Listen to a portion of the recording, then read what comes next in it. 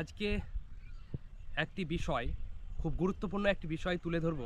সেটি হচ্ছে যে আমাদের পরিবেশে প্রত্যেকটি জায়গায় একটা বিষয় খুব ভালোভাবে আমরা লক্ষ্য করছি সোশ্যাল মিডিয়ায়, এবং আমরা বাস্তবে দেখতে পাচ্ছি যে আমরা প্রকৃতির উপরে এক ধ্বংসলীলা চালাচ্ছি।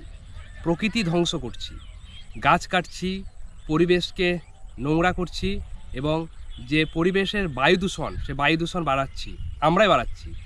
এইভাবে আমরা যদি প্রকৃতির প্রতি ধ্বংসলীলা চালাই, তাহলে প্রকৃতির কাছ থেকে আমরা কি আশা করতে পারি?